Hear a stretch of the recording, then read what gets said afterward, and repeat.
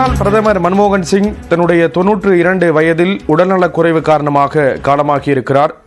இது தொடர்பான விவரங்களை செய்தியாளர் சுசித்ரா வழங்க கேட்கலாம். சுசித்ரா, விவரங்களை பகிர்ந்துக்கலாம்.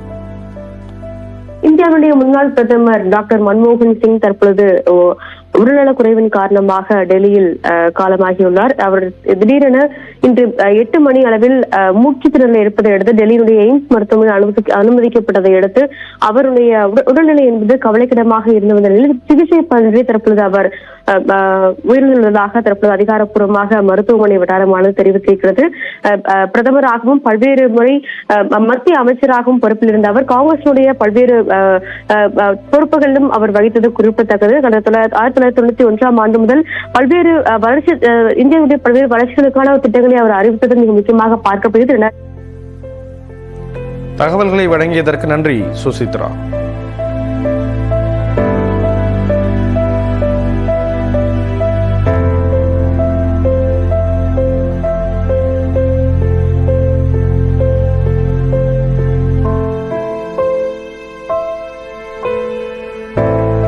முன்னாள் பிரதமர் மன்மோகன் சிங் காலமாகியிருக்கிறார். தன்னுடைய 92வது வயதில் அவர் மரணத்தை தழுவியிருக்கிறார். உடல்நலக் குறைவு காரணமாக டெல்லியில் இருக்கக்கூடிய எய்ம்ஸ் மருத்துவமனையில் அவர் இன்றைய தினம் அனுமதிக்கப்பட்டிருந்த நிலையில் அவரது உயிர் பிரிந்திருக்கிறது. அதிகாரப்பூர்வமாக அறிவிக்கப்பட்டிருக்கிறது. 2004 முதல் 2014 வரை காங்கிரஸ் ஆட்சி காலத்தில் இந்தியாவின் பிரதமராக இருந்தவர். பொருளாதார வல்லுநராக அறியப்படக்கூடியவர், சிறந்த அரசியல்வாதியாக அறியப்படக்கூடியவர்.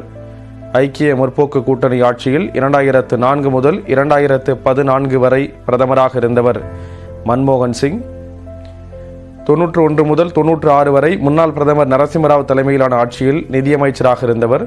பொருளாதார ரீதியாக பல்வேறு முக்கிய முடிவுகளை எடுத்தவர். சிறந்த பொருளாதார வல்லுநராக அறியப்படக்கூடிய நிலையில் உடல்நலக் குறைவு காரணமாக டெல்லி எய்ம்ஸ் மருத்துவமனையில் இன்றைய தினம் அவர் அனுமதிக்கப்பட்டிருந்தார். இந்த நிலையில் அவருடைய உயிரானது பிரிந்திருக்கிறது. கடந்த சில ஆண்டுகளாக ஓய்வெடுத்து வந்த நிலையில், அரசியலிலிருந்து விலகி ஓய்வெடுத்து வந்த நிலையில் தன்னுடைய 92வது வயதில் அவரது உயிரானது பிரிந்திருக்கிறது. உடல்நலக் குறைவு காரணமாக டெல்லி எய்ம்ஸ் மருத்துவமனையில் அனுமதிக்கப்பட்டிருந்த நிலையில் அவர் உயிரிழந்திருப்பதாக அதிகாரப்பூர்வமாக அறிவிக்கப்பட்டிருக்கிறது. முன்னதாக காங்கிரஸ் எம்பி பிரியங்கா காந்தி உள்ளிட்டோர் மருத்துவமனைக்கு சென்று அவரை சந்தித்திருந்தார்கள்.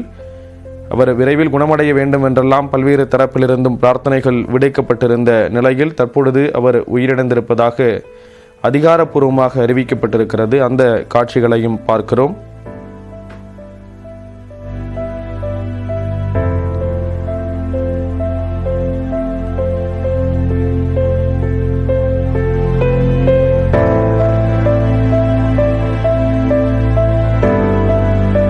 மாநிலங்களவை உறுப்பினர் பொறுப்பிலிருந்து இந்த ஆண்டு அவர் ஓய்வு பெற்றிருந்தார்.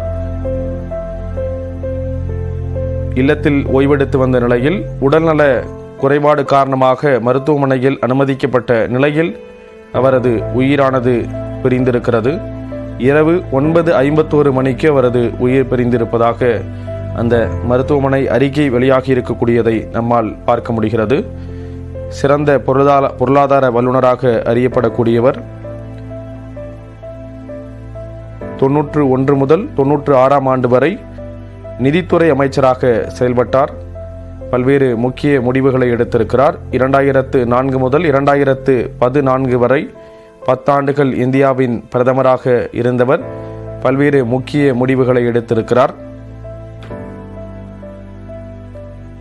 அனைத்து முயற்சிகளையும் மேற்கொண்ட போதிலும் உயிரை காப்பாற்ற முடியவில்லை என்று எய்ம்ஸ் மருத்துவமனை தரப்பில் விளக்கம் அளிக்கப்பட்டிருக்கிறது.